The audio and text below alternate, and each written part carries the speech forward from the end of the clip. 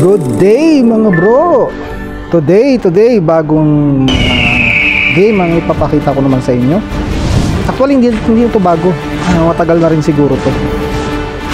Ito ay War Alert, strategy game din siya, RTS.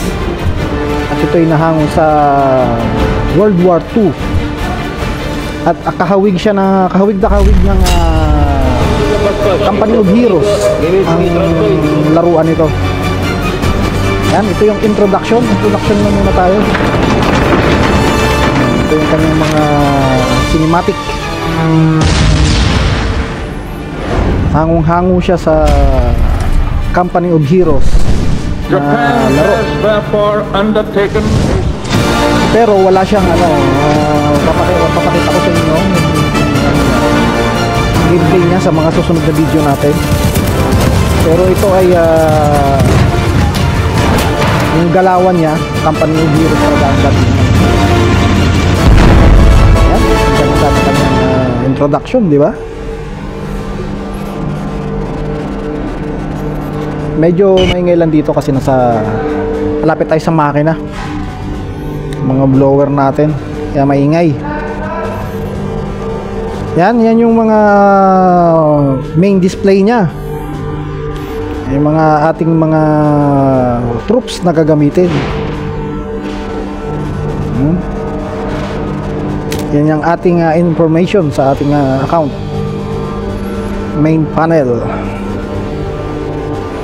At dito makikita rin natin, familiarization lang tayo sa ito yung mga deck kung tawagin niya rito. Yan, may mga deck 1, deck 2, deck 3. At meron tayong US. Yan, US yan. Yung kanina USSR yun. Ito, US ito. Itong pangalawa. Yan. Tatlo yung pwede natin pamimili ang mga deck.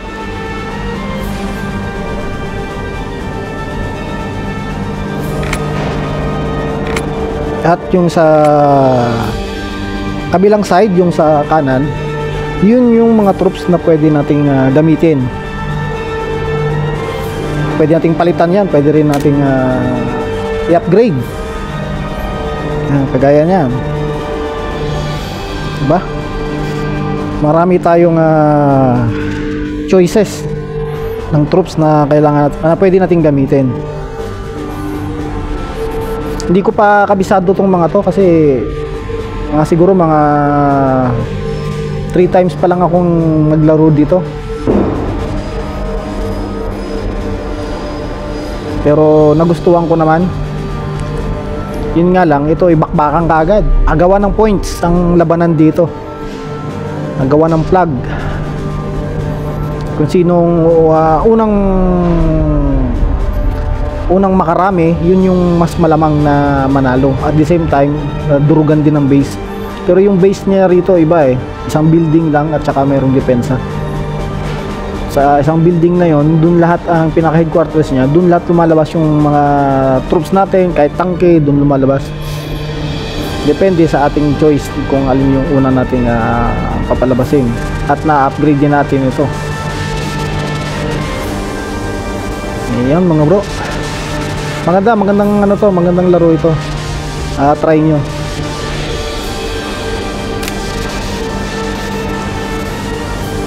Siguro sa other day, pakita ko naman sa inyo yung gameplay nito. Yung ilaro natin na tayo mismo ang nag-try na maglaro ng mga susunod na araw. Okay. Yan, meron tayong clan o legion, tawagin nila rito, legion. Gumawa ako ng Legion, yun na, United PH. Join kayo kung kayo man maglalaro nito. Para may kakampi ako. At pwede rin tayong maglaban. Pag tayo sa loob ng Legion, pwede tayong maglaban. At ang labanan pala nito, 1 versus 1, 2 versus 2, 4 versus 4. Sa Legion, 4 versus 4 pwede.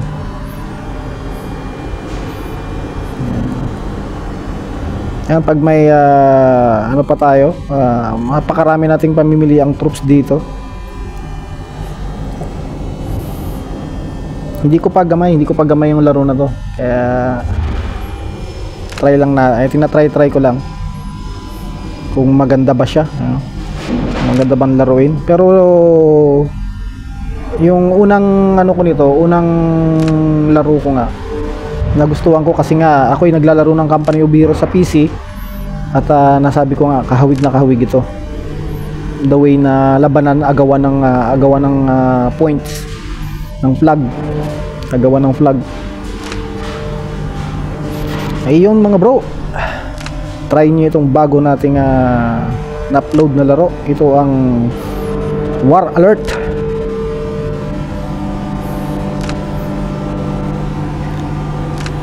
Pwede sa Android, pwede rin sa Apple. Yung mga pinapakita ko dyan, yung mga troops na pwede mong gamitin at pwede mo rin i-upgrades. Makarami. Hindi ko pa kabisado yung mga tawagan nila, pero nakikita mo naman sa display kung ano ang ano nila. Diba? May anti-tank. At marami pang iba. Marami pa tayong iba ritong pwedeng gamitin. Alright. Yan mga bro, enjoy lang watching sa introduction natin sa ating isa na namang laro, isa na namang libangan, War Alert.